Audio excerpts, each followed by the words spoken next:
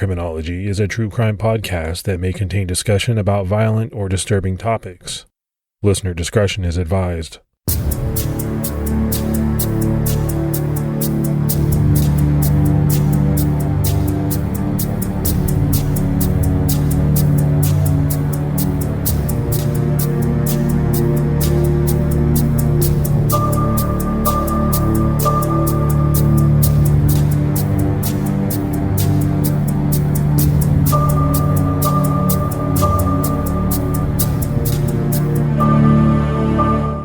I'd like to welcome everyone to episode 52 of Criminology. Morph, how are you? I'm doing good. How about you? No, I'm doing great.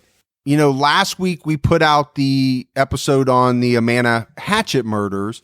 Got a lot of great feedback. I think that was a case that for a lot of people was mysterious, baffling, puzzling. You know, you can use all those adjectives. And we got some emails on it as well, and actually some really smart emails. We got one in particular where an individual, and I can't remember his name because I'd give him a shout out, but he was asking about the individual or individuals that were supposed to be occupying that room, but didn't, right? That's the reason why the room freed up.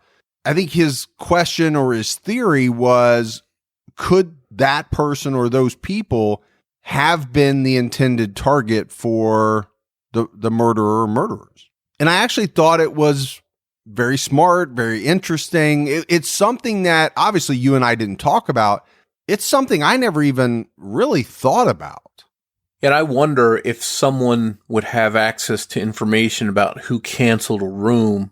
And if somebody makes a reservation at a hotel, are they given their room number in advance before they get to the hotel? In that instance, I could see a case of mistaken identity where somebody was expecting so-and-so to be in that room, but they canceled at the last second. So I wonder if there's any information out there about that.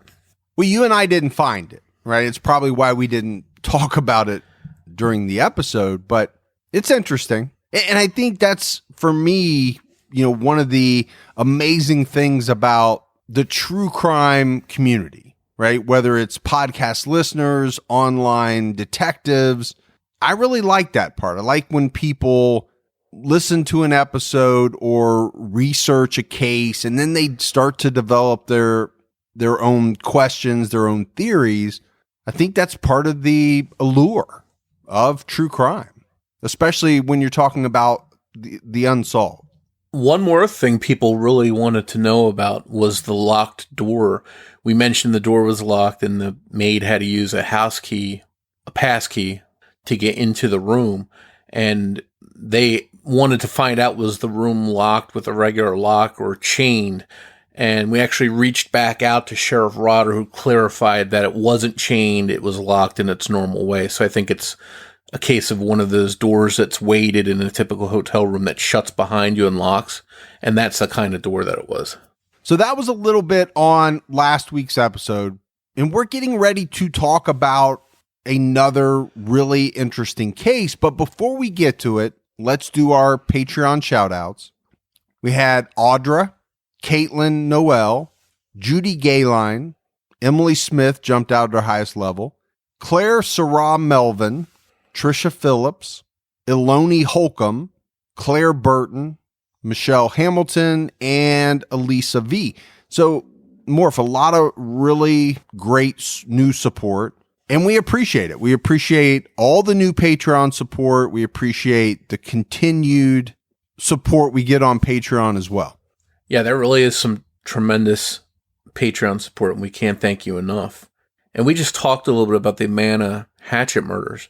We had so much audio from the interviews in that case that we're going to be releasing those in chunks on the Patreon feed. So all of our Patreon supporters will be able to hear them in their entirety.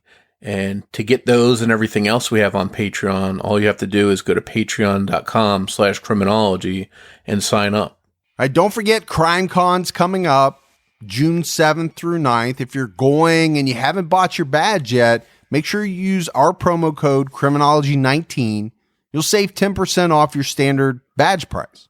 And the next 3 people that use our promo code Criminology19 to register for CrimeCon will also get a sweet Criminology gift pack with a mug, copies of our books, and stickers delivered to you in person at CrimeCon.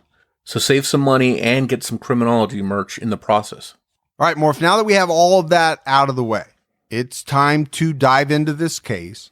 And we're starting on Christmas Eve, 1985, when police found the bodies of 81-year-old Ed Maurin and his 83-year-old wife, Minnie Maurin, along the side of a logging road outside Chehalis, Washington. The elderly couple had been shot to death. What followed these murders was fear from a terrified and saddened community. Obviously, the authorities are going to start the hunt for the couple's killer or killers, but the community had questions, right? Who would want to murder this elderly couple? And to make matters worse, this wasn't a case that was solved quickly. For nearly 27 years, the murders of the Maurins remained unsolved. But then finally, in 2012, an arrest was made and the wait for justice was over. Edward Ed Maurin was born in June 1904, and Wilhelmina Mary Minnie Maurin was born on Christmas Day 1901. Minnie had 4 children, Delbert, Hazel, Dennis, and Daly, with her first husband. After he passed away, she met and married Ed Maurin. By 1985, the couple owned 120 acres of land in the town of Ethel, Washington, where they raised cows for beef and grew Christmas trees every year. Ethel, Washington is an unincorporated area in Lewis County, about 100 miles southwest of Seattle. We're talking about a really small community. In the 1980s, when these murders took place, there were less than 1,000 people in that town. It's a rural area with lots of woods and mountainous spots. It's a big logging area. Ed and Minnie were well liked by the residents in that small community, and most people in the Ethel area knew them. The elderly couple would often play cards with some of their neighbors. Their favorite game was a game called 500. This was a really happy couple that found each other and were in love during their golden years of their lives. They planned on quietly spending their remaining years together on their farm. Sadly, that wasn't to be, and in December 1985, the community was devastated when they learned what happened to Ed and Minnie. On Thursday, December 19th, 1985, friends of Ed and Minnie arrived at their house in Ethel for a Christmas luncheon, but they arrived to find that no one was there. The Maurins family members were notified and gathered together at their Ethel home located at 2040 U.S. Highway 12. They called police and reported Ed and Minnie as missing. Around 6:10 p.m., Deputy Michael P. and Deputy Joe Donch arrived at the Maurin home, followed by Detective Richard Harrington. Upon entering the residence, they found no evidence of a struggle, no evidence of forced entry. Minnie's son Dennis arrived at their house and shortly after called his son Mike. As they looked around Ed and Minnie's house, they found a folded newspaper sitting on the dining room table. They also found some playing cards spread out. It looked as if someone had been playing a card game, Rummy-O. It also looked as if the card game was interrupted, and the Maurins simply got up from the table and left. As the police officers continued to look around, they found a couple things that looked troublesome. First, there was an impression of a shoe print visible on a furnace. It didn't seem to the officers that either of the Maurins in their 80s would be standing on top of a furnace. They also discovered a broken window on the back side of the farmhouse. The search for clues continued into the night. Police collected any fingerprints they found along the way, and they didn't stop searching the home and property until after 1 a.m. on Friday morning. When Mike walked into his grandparents' home, he saw bank statements on the floor that his grandparents usually stored in shoeboxes. He knew something was wrong. The shoeboxes were spread out on the floor. One of the boxes was in the bathroom, and one bank statement was opened by the telephone. Mike and other family members noticed Minnie's purse under some newspapers sitting behind the couch. The purse contained $160 in cash. The family members knew that Minnie would never leave home without her purse. There were also 3 sets of plates and 3 sets of silverware in the dishwasher. As police looked through the home, they found an additional $2,100 in cash, which was alarming since the couple didn't normally keep that kind of cash on hand. Ed's pickup truck was parked in the back, but the couple's 1969 green Chrysler was missing. And Morph, you mentioned 3 sets of plates, 3 sets of silverware in the dishwasher. I do think this is something that caught the attention of the police. It caught the attention of the family for the fact that you have an elderly couple living in this house. You would think more often than not, the plates, the silverware, the cups, everything would be in sets of 2. So to have 3, I think some people, police, family, felt was odd. And to your point, I think those are the kind of little clues and details that police look for to see if any of that stuff lines up with what they know about their victims. Yeah, I think if they're doing what they're supposed to be doing, they should be looking at all of that, right? At around 9:25 a.m. on December 20th, an employee at the Yardbirds shopping mall reported a vehicle matching the description of the Maurins' missing vehicle. They said it was parked at the far northeastern edge of the parking lot behind a row of big trucks. The employee at the mall called police. This is December 20th in Washington State. It was an icy morning, and when the detectives arrived, they couldn't even see inside the car, and they didn't want to touch the car. They didn't want to disturb any fingerprints that might be on it, so a detective blew warm air onto one of the windows to try to gain some visibility inside the car. And eventually that did work. They could see that the car's keys were still in the ignition. There were cigarette butts in the ashtray, and that was significant because the Maurins didn't smoke. Now, eventually police are going to make their way into this car. They checked the trunk, but it was empty. So authorities didn't find much inside the Maurins' car. They did find dozens of fingerprints inside and on the exterior of the car. But after they were analyzed, they all came back as either belonging to the Maurins or their family members. And you would think that the cigarette butts in the ashtray would be huge. And more, if I think in a case today, they would be, right? With the DNA technology that we know exists, I don't know if that was the same back in 1985. In 2019, those cigarette butts definitely would have been collected, but in 1985, I don't know that that would have been the case. I mean, that's one of those type of things that you hear about in the case and you think, oh, okay, they have cigarette butts. They're going to be able to do this, this, and this. The problem in this case is we just couldn't find any information about the collection of the cigarette butts, what they did with them. Obviously, they're not doing DNA testing at that point in time, I don't believe, but we couldn't find anything about testing for saliva, just really nothing. After Ed and Minnie disappeared, their granddaughter, Denise, got together with family members at her parents' house, along with search and rescue. They had a huge map of the area, and the family was given a section to go look for Ed and Minnie. Altogether, it was said there was about 200 people, including law enforcement officers that were involved, and the group searched a pretty massive area. But they didn't find any signs of the couple. Early on, detectives suspected that one of the scenarios was that the couple had been kidnapped and was being held somewhere. The couple was well off financially, and Minnie's son Dennis owned one of the largest logging companies in the Northwest at that time. But there were no obvious signs of foul play, no blood, or evidence of a struggle in the car or back at the couple's home. It was on Tuesday, December 24th, on Christmas Eve, 6 days after the Maurins vanished, that Mike decided to go out driving around looking for any sign of his grandparents. He was driving around searching different county roads, hoping that he would find something, anything that might answer some questions. But at the same time, he was fearful of what he might find. And it was while Mike was driving around these back roads that he got the call over the radio that someone found the bodies of his grandparents.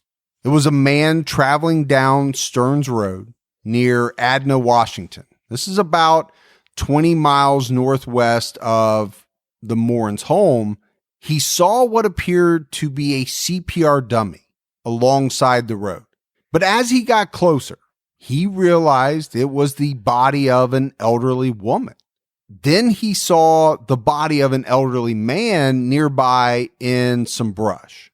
So police were called to the scene, and I think very quickly, Morph, they knew that these were the bodies of Minnie and Ed Maurin. So their investigation suddenly went from a missing persons investigation to a double homicide investigation. Detectives noticed drag marks and blood trails on the ground, showing that the couple was dragged from their car and dumped, essentially like you would dump a bag of garbage alongside the road. Minnie was dressed in her housecoat, and Ed was wearing pants, a shirt, and a jacket. Their clothing was pushed up, making it appear as though they'd been dragged there by their feet. After observing the bodies, detectives determined the couple had been shot to death with a shotgun. Minnie was shot in the back. Double-aught buckshot pellets went through her left shoulder and a portion of her face.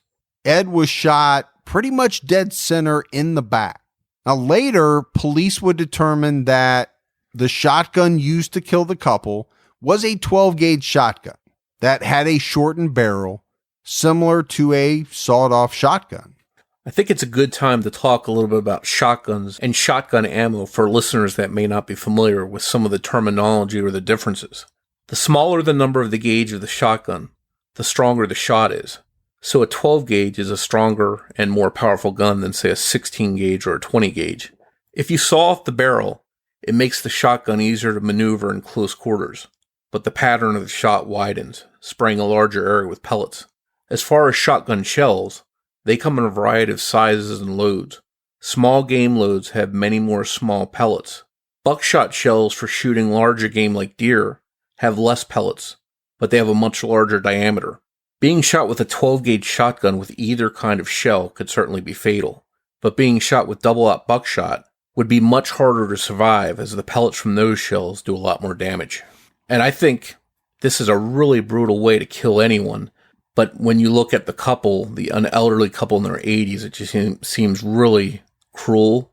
Yeah, there are a lot of different types of, shotgun ammo. You got slugs, which are used a lot in hunting. I think in recent years, they've come out with more of a shotgun type self-defense ammo.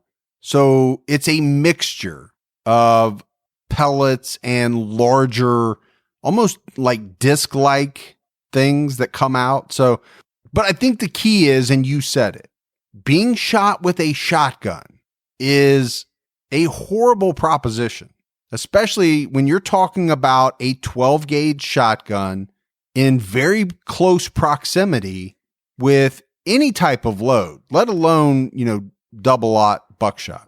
Yeah, it's really a brutal way to kill anyone. And the fact it was used to kill an elderly couple, it's just awful. To just toss their bodies out afterwards like garbage, it's despicable. I think the police knew early on that they were dealing with a ruthless killer or killers. Yeah, I have to agree. You and I have done a lot of cases, researched many more cases.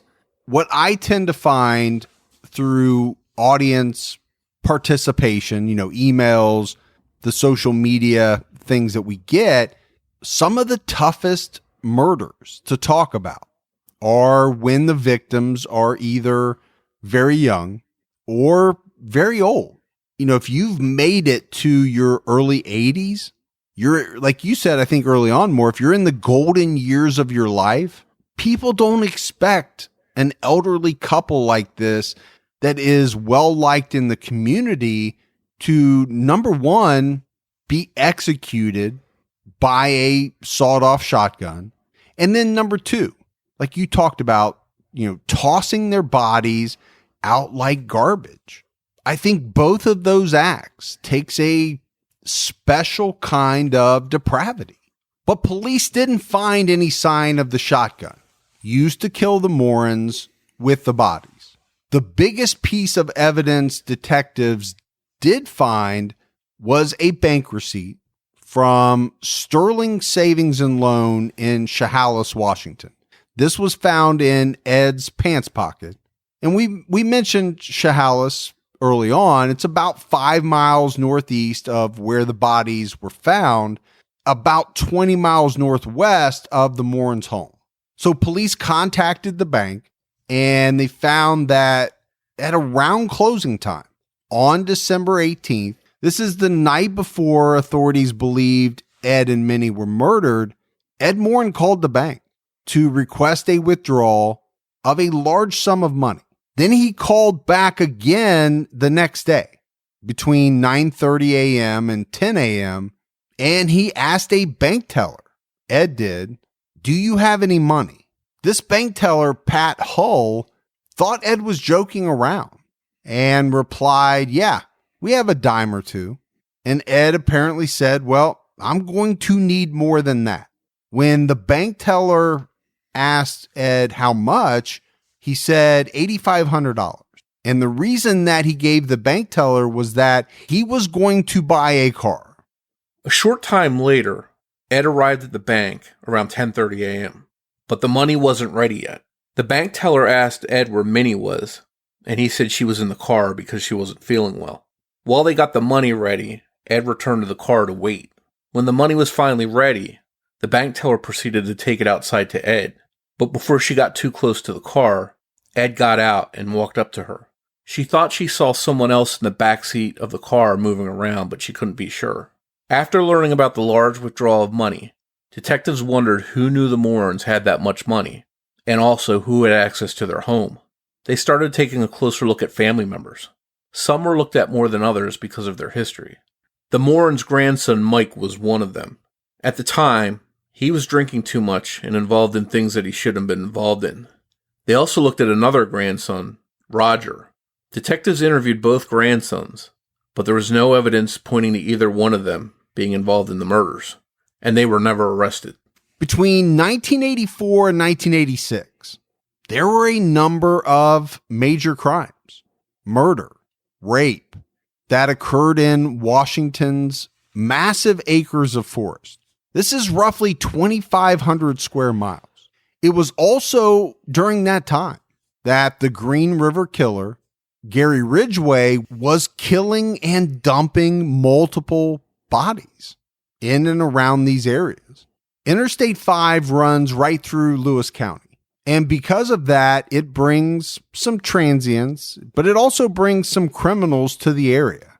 So I guess in saying all of this, the key is police definitely had their work cut out for them, because the killer or killers of the Maurins could have been literally anyone, someone from town or a random stranger that rolled into town. Ed and Minnie Maurin were laid to rest on December 28th, 1985. Detectives were staked out in cars, and they videotaped the funeral, most likely because they thought the murderer might be brazen enough to come forward and attend the funeral. And this is something that we know killers have done before. It's been well documented. Some killers want to put themselves into the action of the case, for a lack of a better term, whether that's showing up at the funeral, whether that's asking a lot of questions about the case, trying to insert themselves in the case at some point in time. But during this time, police weren't ruling anyone out. Their thought was that the killer or killers was possibly someone close to the couple. Minnie's son, Dennis, said years later, quote, "At their funeral, I laid my hand on their casket and I said, I will find out who did this." On December 31st, 12 days after the murders, A man and woman came forward and told police they saw a man carrying a rifle at Yardbirds, where the Maurins' 1969 Chrysler was found. The couple were walking through the parking lot when they noticed the man carrying the gun was walking fast towards nearby trees. The woman thought it was strange for him to be carrying a gun across the parking lot. She also thought it was weird that the gun was wrapped in something in such a way as to disguise the fact that it was a gun. It wasn't a gun case, and he wasn't just carrying the gun by itself. He had it wrapped up almost as if he was trying to disguise it. She described the man as having dark, brown, wavy hair with a small growth of beard on his face, and he wore a stocking cap and a green army coat. Based on her description, police had a composite sketch drawn. Then they took pictures of anyone who fit the description of the sketch. People who worked at the Maurins' Christmas tree farm were considered suspects, so police took pictures of them too. And there were other witnesses as well that started coming forward with details. 2 men reported seeing a white car pulling out of the Maurins' driveway about 9:30 a.m. on December 19th. Another witness reported seeing 2 white males walking about a mile from the Maurin home on the 19th, sometime between 8 and 9 a.m. And another witness reported seeing the Maurins driving on Highway 12 around 11 a.m. on the 19th. So, Morph, you mentioned that detectives were taking pictures of essentially anyone that they believed could be a suspect. They took all of these pictures and made a photo montage, which they then showed to all of the different witnesses that they had spoken with up to that point. None of the witnesses could identify the killers from any of the photos in the montage. A few years passed, and in April 1990, detectives received the phone call that someone had important information about the Maurin case. The informant said, "I just found out about a guy that done a double murder. I'm talking about my brother." The caller's brother was Scott Coulter. He was previously married into the Maurin family. At that point, police focused on Scott Coulter. He had a history of burglaries and violence and was known to be involved in the drug world. They also learned that he was seen in the area where the car was found. Because of his history, detectives had no reason to believe if they interviewed him, he would tell them anything. But in November 1990, detectives had an idea. They decided to launch an undercover investigation to extract information from Coulter. An undercover detective who Scott Coulter trusted met him at the Seattle-Tacoma International Airport. Once they started talking, the undercover detective asked Coulter to tell him something that he had done, which was so serious he would never dare tell anyone about it. The undercover detective talked to Coulter about the double murder in Chehalis, and that he had heard that Coulter was involved. Coulter started to talk about the case as if he might be involved. He told the detective that he took the couple to Yardbirds and shot them with a handgun.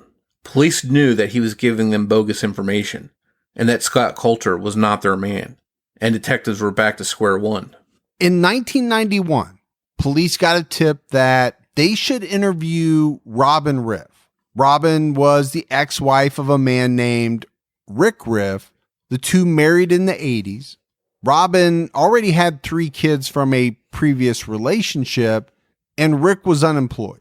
Normally, Rick worked for a logging company, but he was receiving disability at the time. Rick Riff and John Gregory Riff, who went by Greg, were 2 of 3 brothers in the Riff family. They were said to have been inseparable. Now, Rick was clearly the leader. Greg was the follower. Rick allegedly used and sold drugs on the side to earn money. In 1987, Rick and Robin separated, and she moved out to Arizona. At that point, Rick and Greg moved to Alaska. But now it's 1991, and police are acting on this tip that they received. They want to reach out and speak to Robin, but they found out that she was incarcerated in an Arizona prison. So a detective ends up speaking with Robin and says to her, that he wanted to talk with her about an old homicide that happened in Lewis County. And allegedly, as soon as he mentioned that, Robin said, quote, "You mean the one where the two old people were killed?" Well, obviously, Morph, that's exactly what he meant. So I think from this talk with Robin, police start to zero in on Rick and Greg Riff. And we mentioned that by this time they had moved to Alaska. Detectives go to Alaska to talk to these two men. And I think very early on in this process, police realized that Rick and Greg matched the descriptions of many of the witnesses who had seen two individuals near the Maurins' home and in their car. So apparently during Greg's interview, he broke down, started crying. Not usually a good sign. I think what it did was that it gave police reason to believe he knew much more than what he was telling them. In Rick's interview, he admitted that he had cut down a 12-gauge shotgun for a friend. He even said that he had fired it. In the time that he had it before he gave it to his friend, he said that he used to own a green army jacket and said his brother probably did as well. So Rick is really giving the detectives some information that they got to be salivating about. But the key in these interviews is that neither man admits to the murders. And in fact, they deny that they were involved in killing the Maurins. And detectives didn't have enough evidence against the brothers to arrest them. They had to let them go. So this is 1992, and the case goes cold. In May 2004, almost 19 years after the Maurins were murdered, Bruce Kimsey became lead detective with the Lewis County Sheriff's Department. His first objective was to solve the Maurin case. Based on witness statements, Kimsey was able to create a map that showed the route the Maurins and their car took the morning of their murders. He traced the route from their home to the bank and eventually to Yardbirds, where the car was found. Kimsey discovered that the Maurins had another bank account that contained $30,000. It was left untouched. So he theorized that it was possible a family member didn't kill the couple after all, because a family member would most likely know about the other bank account. He started looking once again at the Christmas tree farmers employed by the Maurins. He got out the photo montage previous detectives had created. They were black and white copies, which made it difficult to see all the features of each individual. Kimsey retrieved the originals, which were in color, and had them enhanced using modern technology. The pictures looked better, and he could even make out eye color. Armed with the enhanced photos, Detective Kimsey spoke with all the original witnesses again. This included one in particular who had given her original statement back in 1986. She had seen the suspect with Ed and Minnie Maurin. So Detective Kimsey showed her the enhanced color pictures, and she picked out the man that she thought she had seen with the Maurins. It turned out to be one of the Riff brothers. So this was big, but Detective Kimsey still needed more to go on before he had enough to make an arrest, but he wouldn't have to wait long, because in November 2005, the Maurins' grandson, Mike, was in Vancouver, Washington when he ran into an old friend, a guy by the name of Jason Shriver. He went by Jake. So they're talking, and at one point, Jake asked Mike what was going on with his grandparents' case. And Mike told him there really wasn't much going on. And it's at that point that Jake said, quote, "Mike, I'm sorry. Please forgive me. I can't do this anymore." And Mike asked him, what are you talking about? You can't do what? Jake said, "I have to tell you something. You have no idea the hell I've lived with. This has been on my mind for the last 20 years. So go back to 1985. Jake Shriver was only 17 years old. And in all the years since the murders, he'd never told anyone. But he knew what happened to Ed and Minnie Maurin. And I don't think there's any doubt, Morph, that Jake Shriver was scared about what he knew back in 1985. But after speaking with Mike in late 2005, Jake went to the police and he gave a statement to them implicating the Riff brothers in the murders of the Maurins. This was the big break that the police needed. Detective Kimsey was excited and he began to piece together what happened to the Maurins starting on December 18th, 1985, the night before they were killed. Rick and Greg Riff were known drug addicts and criminals in the area. On December 18th, 1985, they knocked on the Maurins' door and forced their way in looking for money. They didn't find any. They kept the elderly couple secured in their home against their will and stayed there that night. They made Ed Maurin call the bank to make sure he could get access to cash. The next morning, they forced Ed and Minnie Maurin to drive them to the bank. The Riffs got their money and then took the couple up a logging road and killed them. Next, they dragged the bodies into the woods and dumped them. After disposing of the bodies, they dropped the car off at the Yardbirds parking lot. 2 to 3 years later, the brothers moved to Alaska. So the authorities are zeroing in on the Riff brothers. But before they can put a plan in place to arrest them, Mike decided to take matters into his own hands. He knew now that the brothers had moved to Alaska, so he packed up his things and moved there as well. I mean, he went as far as getting a job in Alaska so that he could start the process of trying to track these guys down.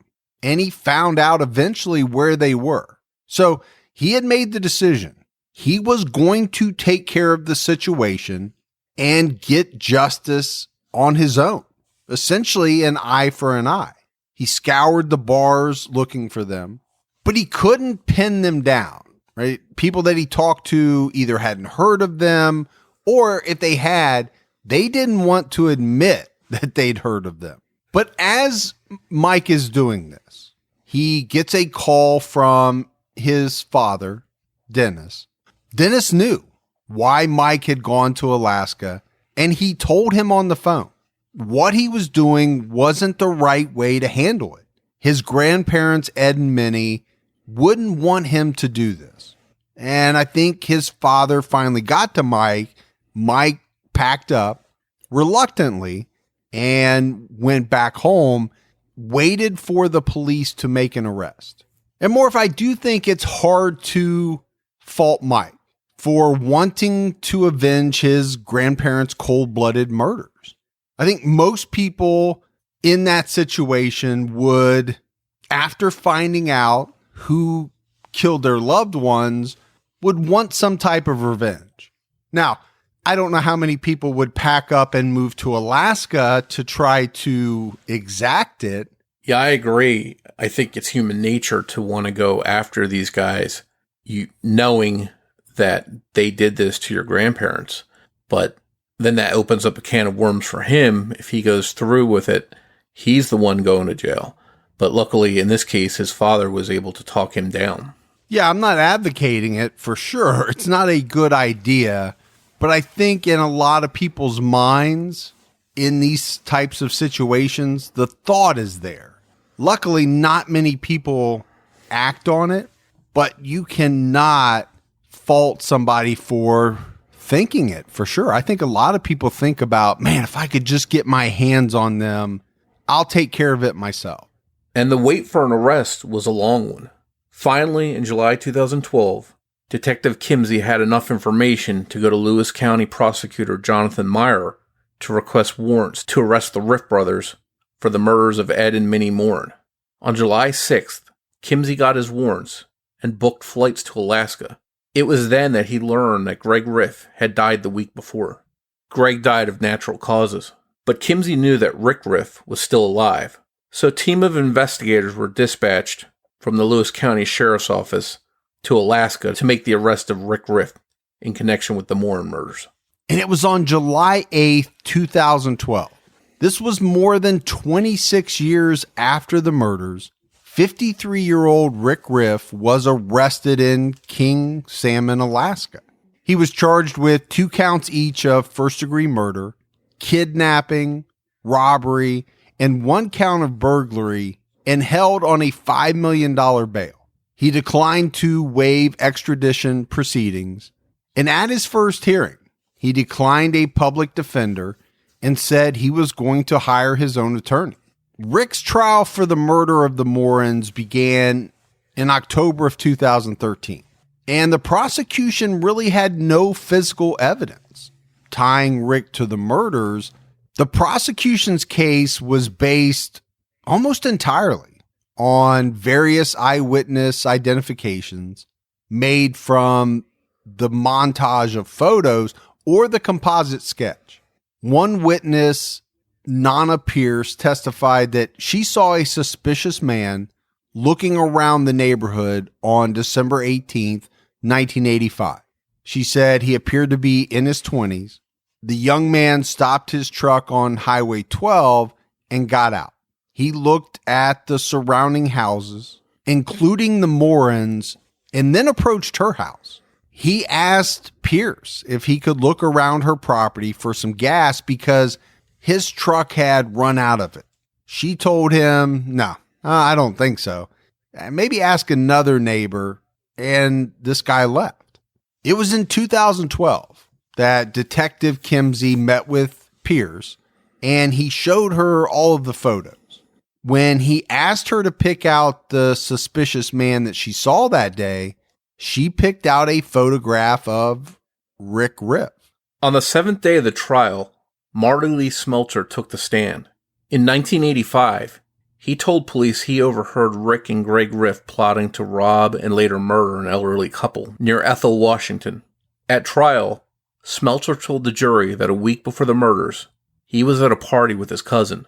Rick and Greg were there, and they were all drinking. That's when he overheard the Riff brothers' conversation about robbing and killing an elderly couple. During his testimony, he often said that he couldn't remember the details of the party other than the conversation. Smeltzer also testified that a week before the murders, Rick and Greg were driving around in a little white car. Other witnesses who testified told the jury that a white car pulled out of the Maurins' driveway the morning of December 19th, 1985. This is the day that the couple was reported missing. But during cross-examination, Riff's defense attorney asked Smeltzer if he suffered from memory loss. And he said that he was slow at remembering stuff. It takes me time, is what he said. Because back in 1980, Smeltzer fell off a barn and he sustained a serious brain injury. He was in a coma for some time. So at trial, there were things that he could not remember. He couldn't remember the names of the police officers he spoke with in 1985. And the defense grilled him on it, asking him, are you sure that, some of these conversations even happened? But Smeltzer said he was positive that they had. Another key witness for the state, Donald Burgess, suffered a heart attack in August 2012, and he was scheduled for surgery October 24th. The prosecution wanted his deposition to be done prior to the surgery, and the judge authorized the deposition. He ordered it to occur before October 24th, and that it be videotaped, so it could be seen by the jury if he didn't survive. Burgess survived the surgery and was able to testify. He told the jury that a friend came by his home back in 1985, about 3 or 4 days after the murders, either to buy or sell drugs. The man, Scott Gilstrap, brought along Rick Riff. Somewhere along the line, the conversation turned to the Maurins, and Riff acknowledged that he was involved in their murders. According to Burgess, Rick believed he would get away with it. The conversation made Burgess uncomfortable, and he asked the men to leave his house. And we talked about Robin Riff. This was Rick's ex-wife. I think in some ways, she led authorities down the path of looking at Rick and Greg. But Robin died before she could testify. However, 2 of her siblings did testify about Christmas Day, 1985. They were at a family gathering in Grays Harbor County. Larry Vesey, told the jury that he and his brother, along with Rick Riff, went duck hunting before the holiday dinner. He said Riff was wearing an olive green army coat. And Vesey said that Riff asked him a very strange question. Is there a way you can trace shotgun pellets? Now, it's unclear what Vesey's response was, but he had more to say at trial about his sister and Rick Riff. He said they were really poor. They never really had a lot of nothing. This is a quote from Larry. The kids wore hand-me-down clothes. They just had nothing. That Christmas 1985, Rick and Robin bought gifts for everyone. And according to Vesey, Rick gave him a bag of cocaine that was said to have been worth about $300. So I think the key here is Larry Vesey wondered where Rick got the money. He didn't have a job at the time. As he said, the family was very poor. Where is Rick Riff getting $300 to buy this bag of cocaine to give as a gift? Vesey also testified that he witnessed Rick use a hacksaw to cut the barrel off a 12-gauge shotgun in either September or October of 1985. Over the course of the trial, more witnesses took the stand. Some of their testimony differed from their original statements to police in 1985, but that could be because of the amount of time between the murders and when the trial finally started almost 27 years later. The trial lasted for about a month and a half.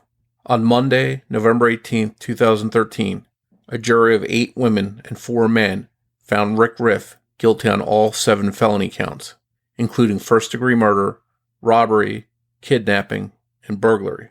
The jury deliberated for about a day and a half before reaching its decision. Less than a month later, in early December, Rick Riff was sentenced to 103 years in prison. He didn't speak at sentencing, but his attorney, John Crowley, said, "Rick Riff makes no apologies to anybody. He feels no remorse for something he did not do." Crowley also said that they would appeal the convictions and the sentence, and they did. On January 3rd, 2014, the State Court of Appeals received a notice that Rick Riff was contesting his convictions and sentence for the 1985 murders of Ed and Minnie Maurin. Around this same time, Riff was ordered to pay more than $25,000 in restitution costs for expenses associated with his trial, Ed and Minnie Maurin's funerals, as well as his extradition from Alaska to Lewis County, Washington. He was also ordered to pay restitution in the amount of about $8,500 for the money he stole from the Maurins before their murders. Unfortunately, Rick Riff has never told anyone who actually shot the Maurins that tragic day, whether it was his brother or himself. When Riff was arrested in 2012 for the Maurin murders, prosecutors also learned that he had been previously questioned but never charged with the sexual abuse of a young girl during the mid-1980s. That young girl was 10 years old at the time and was Riff's stepdaughter. In early 2013, while Riff was awaiting trial in the murders, prosecutors filed charges of child rape and molestation against him. The trial took place later in that year, and in October 2014, Riff was sentenced to 6 years for sexual abuse of a child. At sentencing, the victim told the judge, "I am a victim of Rick Riff. He knows that. Nearly 30 years ago, I had a horrible childhood and a horrible life with that man. Him and my mother and his brother were horrible people. But today, I am here as a survivor. I am a survivor of nature, by chance, and most importantly, a survivor of life." The victim spoke for a total of 5 minutes, and Riff never looked up from the table. In November 2015, Rick Riff lost his appeal in the Maurin case, and he sits rotting in prison today. Bad enough that he was involved in killing 2 people. But then you find out that this guy raped and molested his own stepdaughter. As a stepdad, more if you take on the responsibility of the kids, no matter how many there are, You're supposed to be there for them. You're now their protector. In a lot of instances, this is not what Rick Riff was. He was a predator rather than a protector. And sometimes when these killers are unmasked, you find different layers of who they are and the crimes they've committed and just how bad a person they are. And that seems to be the case with Rick Riff. Yeah, I think you go back to, somebody like Joseph J. D'Angelo, right? The alleged Golden State Killer. It's never that you find out, okay, this person did X. Like you said, when you start to peel back the layers, you find out that they did a whole bunch more. And I always think there's probably even more than what we know about. And I bet you that is true in the case of Rick Riff as well. So he was convicted of the 2 murders. He was convicted of the child abuse, the rape, the molestation. You're telling me that that's all there was to the atrocities committed by Rick Riff? I highly doubt it. That's all we know about. But I bet you there's a lot more. There's more victims that just has never come out. And this was such a tough case to cover. I think anytime the victims are young or elderly, that really gets to you because those are the most vulnerable people that can wind up being victims. But luckily in this case, justice prevailed. It took 3 decades, and although one of the brothers died without facing justice, at least Ed and Minnie's families got some answers that they had been waiting for so long. Yeah, I think you feel for all victims, right? In any of the cases that we cover, but I get a lot of emails. And I know you do too, Morph, messages, emails. It is tough when you are talking about young victims or elderly victims, because as you said, those individuals are just so much more vulnerable. You expect people to look out for them, not take advantage of them, murder them, steal their money, sexually molest them, any of that. It shouldn't happen to anyone, but I know people get even more fired up when we're talking about children or the elderly. But that's it. That is it for the case of the Maurin murders. And this, I think, Morph, could have easily been one of those mysterious and puzzling unsolved crimes. But luckily it wasn't, right? Like you said, took almost 30 years, but they eventually figured out who murdered these 2 people. Thanks goes out to Debbie Buck at truecrimediva.com for writing and research assistance with this episode. If you haven't done so yet, please go out, give us a 5-star rating on whatever podcast app you listen to the show on. It's a big help. It really goes a long way towards helping other people find the podcast. And don't forget, you can interact with us on social media, on Twitter, by finding us with the handle @CriminologyPod.